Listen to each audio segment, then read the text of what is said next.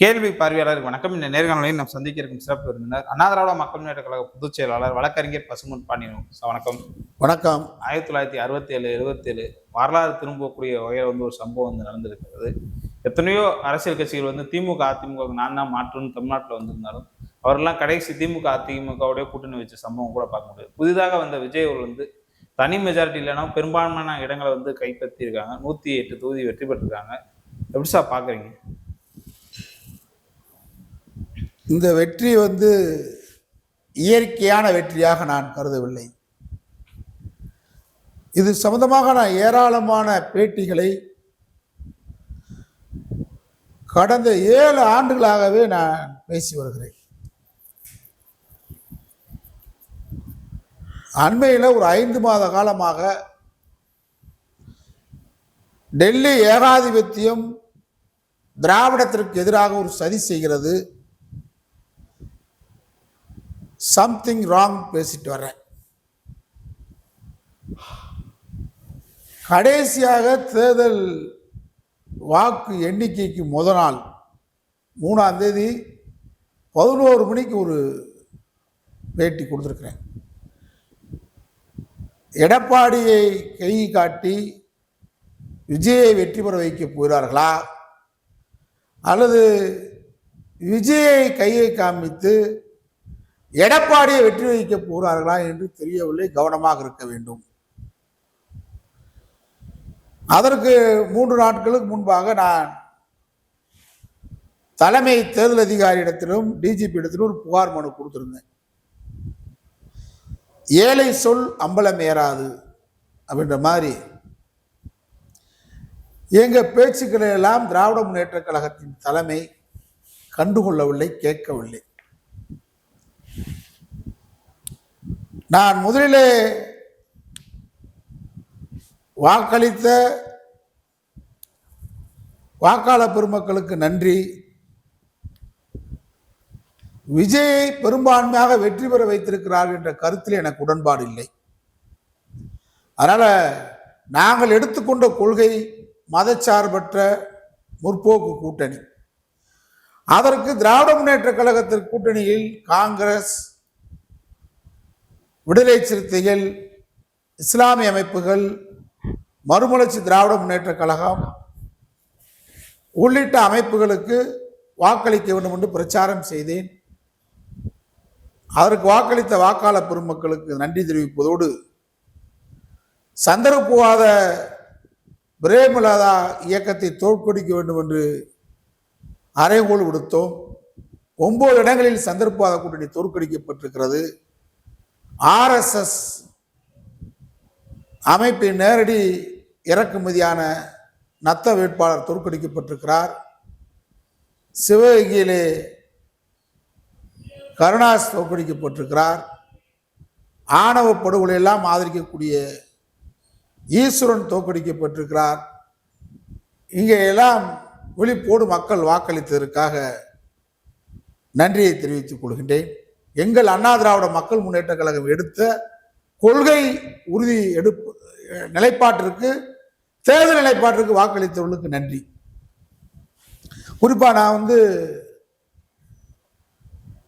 நம்முடைய மாண்புமிகு முதலமைச்சர், எங்களுக்கு என்றைக்கும் ஒரு முதலமைச்சர் தான்,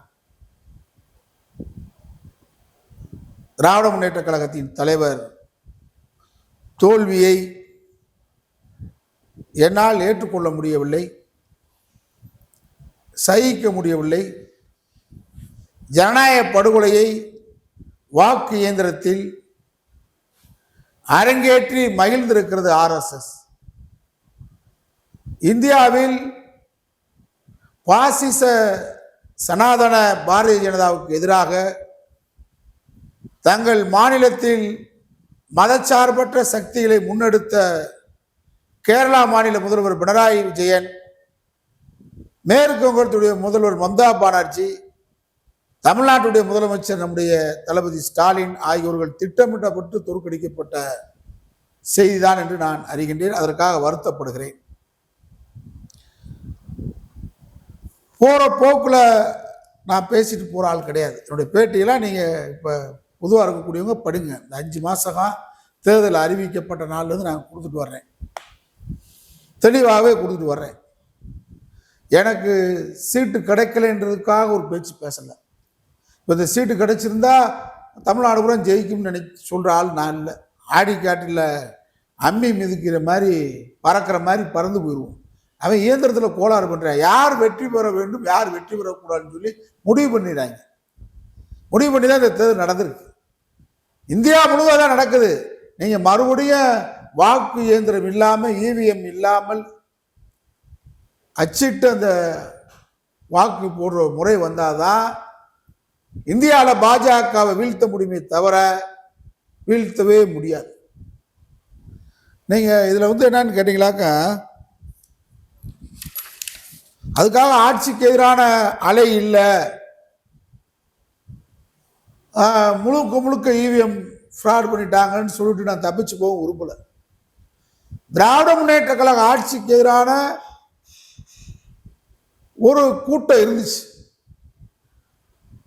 இந்த இவிஎம்ல ஃப்ராடு பண்ணாட்டினா இந்த ஆட்சிக்கு எதிரான வாக்காளர்கள் அதிமுகவுக்கு வாக்களிச்சிருப்பாங்க. இப்போ தாவேகாவுக்கு பாஜக பண்ண உபயம் இந்த இவிஎம் மிஷின்ல ஃப்ராடு பண்ணனால எடப்பாடி முதலமைச்சர் வர முடியல. இதான் கள நிலவரம்.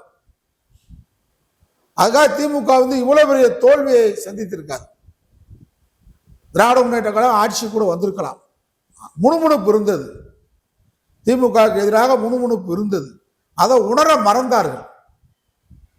இப்போ நீங்க எப்படி இதில் பண்ண முடியும் அப்படின்னு சில பேர் கேட்குறாங்க. இந்த கம்ப்யூட்டர், இப்போ நீங்களாம் கம்ப்யூட்டர் பயன்படுத்துறீங்க, அதில் உங்கள் கம்ப்யூட்டர் ஃபால்ட் ஆயிடுச்சாக்க அதில் ஒரு சொல்கிறான். இப்போ நான் எல்லாம் செக் பண்ணிட்டு சொல்கிறேன். வியூ சாப்டர் என்ற ஆப் இருந்தால், கம்ப்யூட்டரில் இந்த வியூ சாப்டர் என்ற ஆப் இருந்தால் 100 கிலோமீட்டருக்கு அங்கிட்டு இருந்து கம்ப்யூட்டர் ரிப்பேர் ஆனால் கூட சரி பண்ண முடியும். டெக்னீஷியனால, கம்ப்யூட்டர் டெக்னீஷியனால சரி பண்ண முடியுன்றாங்க. அப்படி வரும்போது நீங்கள் ஒவ்வொரு கம்ப்யூட்டருக்கு ஓட்டு போட்டு அனுப்புகிற இவிஎம் மிஷினுக்கு ஒவ்வொரு சீரியல் நம்பர் இருக்கு. அந்த நம்பரை அவங்க கம்ப்யூட்டரில் ஏற்றியாச்சுன்னா 100 கிலோமீட்டருக்கு அங்கிட்டு உட்காந்துட்டு கூட அவனுக்கு வேண்டிய சின்னத்துக்கு காப்பி பேஸ்ட் செய்யலாம். தாராளம் அதான் நடந்திருக்கு. இப்போ திமுக 205 ஓட்டு வாங்குது ஒரு பூத்தில், அண்ணா திமுக 200 ஓட்டு வாங்குது, தாவேகா 10 ஓட்டு வாங்குது. இதுலேருந்து 100 ஓட்டு, இதுலேருந்து 100 ஓட்டை இங்கே காப்பி பேஸ்ட் பண்ணி இந்த சின்னத்துக்கு மாற்றலாம். அதனால தான் நான் என்ன சொல்கிறேன்னு கேட்டால், நான் மட்டும் இல்லை, இந்தியா முழுவதும் வழக்கறிஞர்கள், அரசியல் தலைவர்கள், ராகுல் காந்தி உட்பட என்ன சொல்றோம்னு கேட்டா, நம்ம ஓட்டு போட்டோன்னே ஒரு அங்கே சின்னம் காட்டும். அது இந்த முறை தமிழ்நாட்டில் எங்கே ஓட்டு போட்டிருந்தாலும், நம்ம எல்லாத்தையும் ஓட்டு போட்டது கூட சொல்கிறேன், உடனடியாக அந்த சின்னத்தை காட்டலை. 2 நிமிடம் கழித்து தான் ஒவ்வொருவருக்கும் நம்ம யாருக்கு ஓட்டு போடணும் சின்னத்தை காட்டியது. இதில் தான் ஃப்ராட் இருக்கு. அப்போ இந்த விவி பேட்னு ஒன்று இருக்கும், சீட்டு விழுகும். அந்த சீட்டையும் நம்ம அங்கே இப்போ இந்த கம்ப்யூட்டரில் மொத்தமாக கணக்கு காட்டும், உதயசூரனுக்கு எவ்வளவு, ஒவ்வொரு இதுலையும் காட்டும், பூத்துலையும் அந்த இவிஎம் மிஷினில். அப்போ அவன் கணக்கு காட்டுற ஃப்ராட் பண்ணியிருக்க கணக்கு காட்டுவான். விழுந்திருந்தது உண்மையானது இந்த விவி பேட்டில் விழுந்திருக்கும். அந்த சீட்டை எண்ணணும். நான் கேட்குறேன், விவி பேட் என்ன தயாரா? மம்தா பானர்ஜி இந்த கோரிக்கை வைக்கணும், நம்முடைய ஸ்டாலின் அவர்கள் வைக்கணும். எதிர்கட்சியில் வலுவாக குரல் கொடுக்கணும். இல்லாட்டினா இன்னும் 300 ஆண்டுகள் ஆனாலும் பிஜேபி தான் நாட்டை ஆளும். இப்போ இன்னொரு கேள்வி கேட்பாங்க, நீங்க அப்படி பார்த்தா பாஜக 28 இடத்துல போட்டி போட்டு ஒரு இடம் தானே வந்திருக்கு.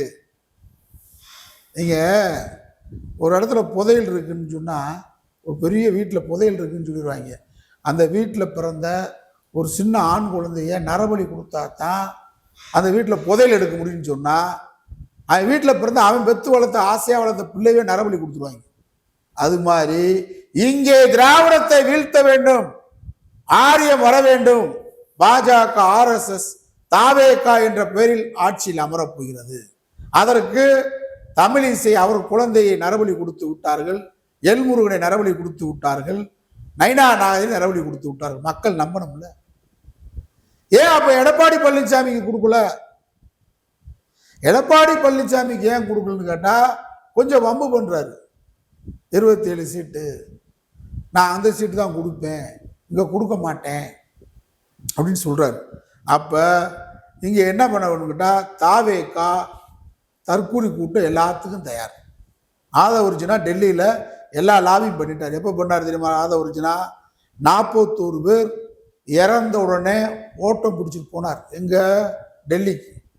டெல்லியில உட்காந்து அமித்ஷா கிட்ட எல்லா வயசையும் பேரம் பேசினதுக்கு பின்னாடி தான் இப்ப கடைசியாக 41 பேர் இறந்ததற்கு அந்த வழக்கு விஷயமாக விஜய் அந்த சிபிஐ விசாரணைக்கு போகும்போது அந்த அலுவலகத்திலிருந்து அப்படியே ஜாலியா வெளியே வந்து 41 பேர் மரண விசாரணைக்கு போயிட்டு வர்றாரு, சோகமா வராம அந்த சிபிஐ அலுவலகத்துக்குள்ள கட்டுப்பாடு இருக்கு. யார் அப்படி திறந்த வேன்ல தேர்தல் பிரச்சாரம் மாதிரி டாட்டா காட்ட முடியாது.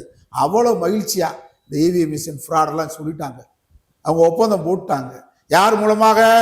இவர் போறதுக்கு முன்னாடியே திரிசா வந்து மும்பையில உட்கார்ந்து அமித்ஷாட்ட பேசிட்டாரு. இப்ப விஜய் என்ற யானையை அடக்குவதற்கு 2 சா இருக்காங்க இந்தியாவில்.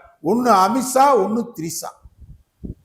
இந்த யானை என்ற அடக்கிறதுக்கு அங்குசம் யாருன்னு கேட்டா அமித்ஷாவும் திரிசாவும் தான். திரிசா என்ற மூலமாக அமித்ஷா அடக்கி விட்டார். 2 அங்குசம் இருக்கு. இப்ப கட்டுப்பட்டாங்க. நீங்க காலையில இருந்து பாத்தீங்களாக்க தபால் ஓட்டுல பூராமே திராவிட முன்னேற்ற கழகம் அதிமுக முன்னிலையில் வந்துகிட்டு இருக்கு. ஆனா தபால் வாக்குகளுக்கு முடிச்சு முழுமையான தகவல் வர்றதுக்கு முன்னாடியே நாங்க எலக்ட்ரானிக் இயந்திரத்தை இவிஎம் மிஷினை திறந்துட்டோம்ன்றாங்க. இப்ப நான் கேட்கிற 234 தபால் வாக்குகளை தனியா சொல்லுங்க பார்ப்போம். தபால் வாக்குல யார் யார் எவ்வளவு பெற்றான்னு சொல்லுங்க. நீங்க ஆரம்பத்திலிருந்து 105 105 105 இன்னும் கேள்வி கேட்கலாம். நீங்க 105 வெற்றி பெற வச்சது 120 வெற்றி பெற வைக்கலாம்ல. எப்பயும் தன் கண்ட்ரோல் இருக்கணும், டெல்லி கண்ட்ரோல் இருக்கணும். தமிழ்நாட்டில் திருத்தணியில் எடுக்கிற முடிவு கன்னியாகுமரி வரைக்கும் ஒரே மாதிரி இருக்கும் அப்படின்னு சொல்றாங்கல்ல, அது நடக்காதுங்க. என் கண்ட்ரோலே வச்சுக்கிறேன். நான் யார் யார் ஜெயிக்கணும்னு அவங்க முடிவு பண்றாங்க. ஸ்டாலின் தோற்கடிக்கப்பட்டார். நான் குளத்தூருக்கு போயிருக்கேன். என்ன செய்யல அவர்? குளத்தூர் சென்னையிலேயே ஒரு வெளிநாடு மாதிரி இருக்கு, ஃபாரின் மாதிரி இருக்கு. பெரிய 5 நட்சத்திர விடுதி மாதிரி திருமண மண்டபங்கள், சாலைகள் பளிங்குகளாக இருக்கிறது. அவர் மேல குறை இருக்கு, விமர்சனம் இருக்கு, நான் பேசல, அது வேற. ஆனா ஒரு சட்டமன்ற உறுப்பினராக 234 தொகுதியிலும் இருக்கக்கூடிய முதன்மை தொகுதியாக குளத்தூர் இருக்கு. என்ன குறை இருக்கு? இன்னைக்கு நீ போய் விசாரிச்சு பார்த்தாலும் குளத்தூர்ல ஸ்டாலின் தான் ஓட்டு போட்டுன்னு சொன்னாங்க எல்லாம். அப்ப என்ன அர்த்தம்? இந்த அலை வந்து எம்ஜிஆருக்கு இல்லாத அலையா விஜய்க்கு? எம்ஜிஆருக்கு மாபெரும் மக்கள் தலைவர் எம்ஜிஆர். இவருக்கு என்ன கூட்டம்? நாளை காலை 10 மணிக்கு வரான்னா இப்ப காலையில 11 மணி, இன்னைக்கே போய் உட்கார்ந்துருப்பாங்க மக்கள். அப்பேற்பட்ட எம்ஜிஆருக்கு இல்லாத அப்பே திராவிட முன்னேற்ற கழகம் 48 சீட்டு வெற்றி பெற்றது. இத்தனைக்கும் திமுக மேல சர்க்காரிய ஊழல் குற்றச்சாட்டு. சிறையில விசா கைதிகளாக இருந்த அனைவரும் 1.5 வருஷம் இருந்து வெளியே வந்த நேரம் எம்ஜிஆர் அலை. அந்த அலையை விட விஜய்க்கு பெரிய அலையெல்லாம் ஒண்ணு அடிக்கல. அலையே இல்லை. 4 கூட்டம் 234 தேர்தல் தொகுதியில் 4 ஊர்ல தான் அவர் பிரச்சாரம் பண்ணியிருக்காரு. இவர் முதல்ல பிரச்சாரம் பண்ண இடம் பாண்டிச்சேரி. அலை இருந்தா பாண்டிச்சேரி ரொம்ப தூரம் இல்லை. விழுப்புரம், திண்டிவனம், சென்னை ஈசிஆர் பக்கத்துல பாண்டிச்சேரி. புறம் தமிழர்கள் தான் இருக்கான், வேற வெளி மாநிலத்துக்காரர் அங்க இல்லை, புறம் தமிழர்கள் தான். அலை தமிழ்நாட்டில் அடிக்கிற அலை பாண்டிச்சேரியில் அடிக்கும். பாண்டிச்சேரி இருக்கிற அலை தேர்தல் அலை இங்க அடிக்கும். உதாரணம், எம்ஜிஆர் வந்து முத 1973 கட்சி தொடங்கினே தென் மாவட்டத்தில் மாயத்தவர் வெற்றி பெற்றார் நாடாளுமன்றத்தில். அடுத்து கோவையில் அரங்கநாய வெற்றி பெற்றார் சட்டமன்றத்தில். அடுத்து தமிழ்நாடு சட்டமன்ற தேர்தலுக்கு முன்பாக 77 எம்ஜிஆர் முதல் வெற்றி பெற்று ஆட்சியை பிடித்த இடம் ராமசாமி முதலமைச்சர் பாண்டிச்சேரி. பாண்டிச்சேரிக்கு அடுத்த எம்ஜிஆர் தமிழ்நாட்டில் ஆட்சியை பிடிச்சார். ஏன் விஜய்க்கு அங்க ஒரு சீட்டு கூட வரல? அங்கே இவிஎம் கேரளால காங்கிரஸ் ஜெயிக்கிற மாதிரி இவிஎம் செட்டப், இங்க பிரேமலதா மட்டும் ஜெயிக்கிற மாதிரி மகை வந்துடக்கூடாது. உதயநிதி மட்டும் குறைஞ்ச ஓட்டுல வர்ற மாதிரி செட்டப் இவிஎம். ஓ பன்னீர்செல்வம் வரணும், அவங்க வேண்டிய ஆளு. மனோஜ் பாண்டி அவங்களுக்கு வேண்டிய ஆளு. எப்படி கூட்டி கழிச்சு சீட்டை குழுக்கினாலும் அவங்களுக்கு சாதகமா வர்ற ஆளுங்க. வைத்தியலிங்க வரணும். நீங்க அப்படி சில செட்டப்ல தான் யார் வரணும் யார் வரக்கூடாது. 105 மட்டும் தான் காலையில இருந்து சொல்றாங்க, 105க்கு மேல ஏறல. அப்ப 105 இடத்துல வெற்றி பெற மாதிரி இவிஎம்ல செட் பண்ணிட்டாங்க. தாவேகா வெற்றி பெற மாதிரி யாரும் கொண்டாடல, எங்கேயும் பெரிய எழுச்சி இல்லை. யாரா ஓட்டு போடணும்னு கேட்கிறேன். காலை நடைபயிற்சிக்கு போறோம், நீதிமன்றத்துக்கு போறேன், வெளியே போறேன், யார் எல்லாமே இவன் வந்துட்டானேன்னு சொல்றாங்க. நான் முதலமைச்சர் ஆயிட்டாரு அப்படின்னு சொல்லக்கூடாது, சொன்னது மக்கள் சொல்றதை சொல்றேன். அப்ப யாரா ஓட்டு போட்டது? ஒரு பிரமைய குட்டீசுகள் சொன்னார்கள். இதெல்லாம் ஏற்பாடு. தமிழ்நாட்டில் திராவிடம் என்ற வார்த்தையை எடுக்க வேண்டும், திராவிடத்தை அழிக்க வேண்டும். அதற்கு சீமானை பயன்படுத்தி பார்த்தார்கள். சீமான் இது சரியா வரல. அவர் பெரியாரை திட்டியதால் தான் அவருக்கு இந்த தோல்வி. 2024 நாடாளுமன்ற தேர்தல் வரைக்கும் அவருக்கு 8% கூட வந்திருக்கு. நான் சீமான தவறா சொல்ல, பேச்சாற்றல் மூலமாக இளைஞர் சக்தியை விஜயை விட சீமான் இளைஞர் சக்தியை ஒரு பேச்சாற்றல் மூலமா திரட்டினீங்க. ஆனால் எங்க நீங்க அடி வாங்குறீங்கன்னு கேட்டா, பெரியாரே என் கொள்கை வழிகாட்டின்னு சொல்ற வரைக்கும் சரியா இருந்துச்சு. திராவிடத்தை பார்ப்பன கடப்பாறையை வச்சு இடிப்போம் நீங்க சொன்னதுக்கு பின்னாடி, பெரியாரை நீங்க திட்டினதுக்கு பின்னாடிதான் இந்த தேர்தலில் தான் உங்களுக்கு ஓட்டு சதவீதம் குறைஞ்சிச்சு. அது மாதிரி திராவிடத்தை வீழ்த்த வேண்டும் என்று ஆரியத்துடைய சதி இவிஎம் இயந்திரம். நீங்க இப்ப ஸ்ரீரங்கம், மயிலாப்பூர், டி நகர் மூலியம் பிராமணர்கள் அதிகமா தாவேக்கா கூட்டு போட்டுருக்காங்க. அப்ப அவங்க RSS உடைய வேலை.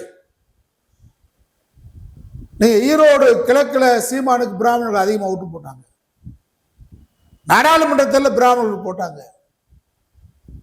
இப்ப அவங்க யார் வரணும் முடிவு பண்ணிட்டான்னு கேட்டா, இங்கே பெரியாரை எதிர்த்தால் யார் வர முடியாது.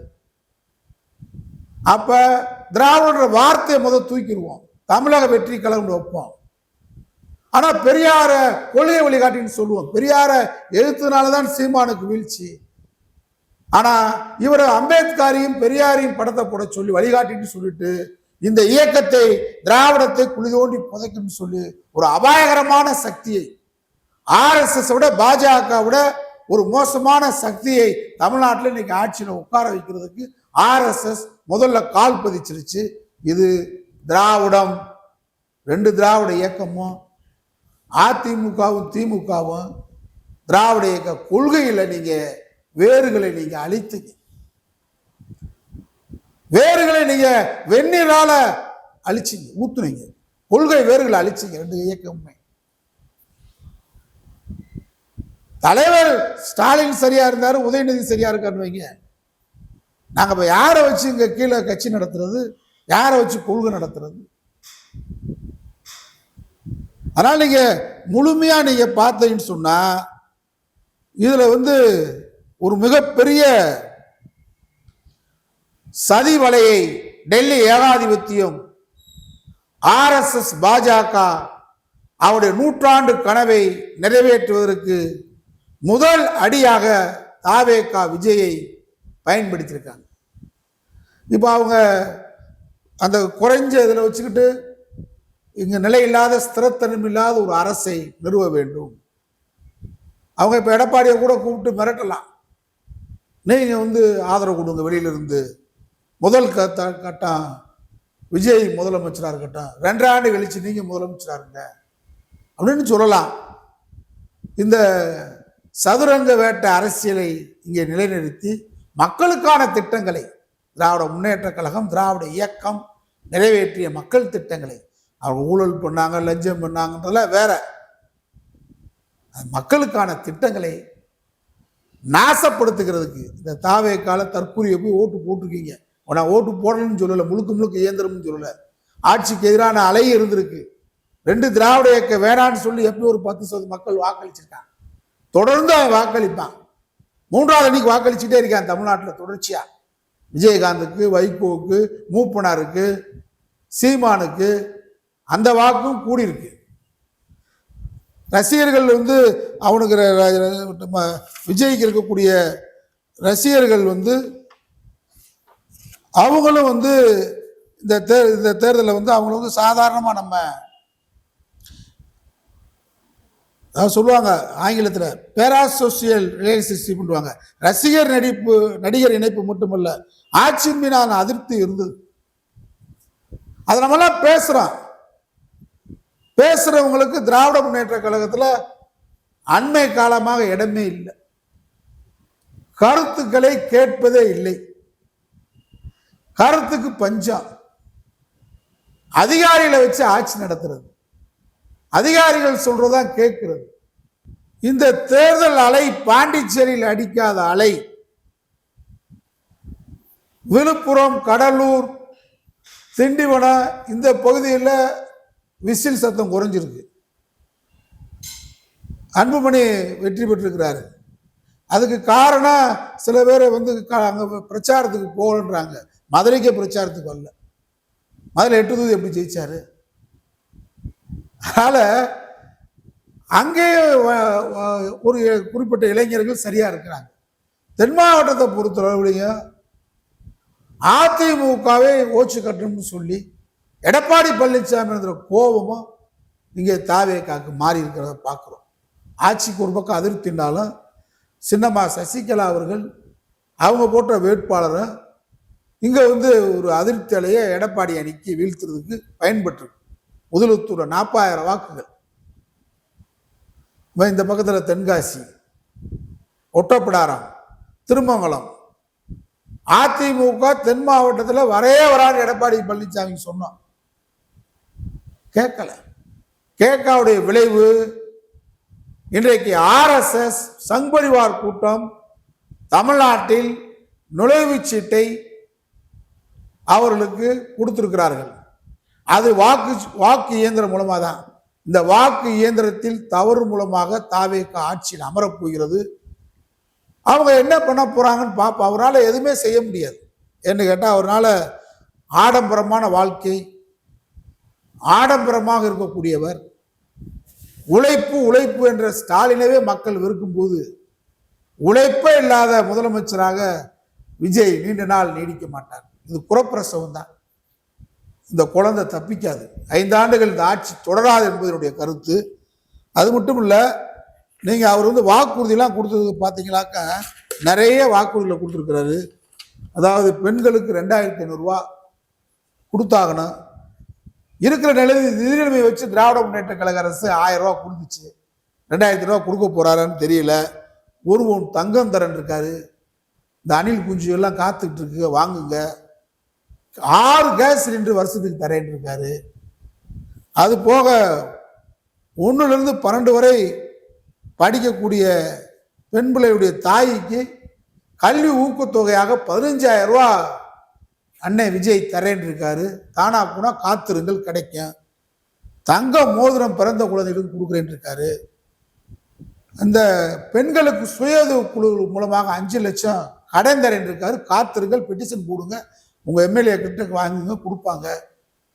அடுத்து பெண்களுக்கு தனி நீதிமன்றமே, இந்த வன்கொடுமை இந்த மாதிரி தனி நீதிமன்றம் அமைக்கப்படும் இருக்காரு, விரைவாக நடத்துறேன் இருக்காரு. அடுத்து பெண்கள் ஜாலியாக போகலாம் அப்படின்னு அவரே சொல்றாரு. இலவச பேர் தமிழ்நாடு கூட சுத்தலாம் இருக்காரு. இதெல்லாம் அணில் குஞ்சுகள், காத்திருங்கள், விரைவில் கிடைக்கும்.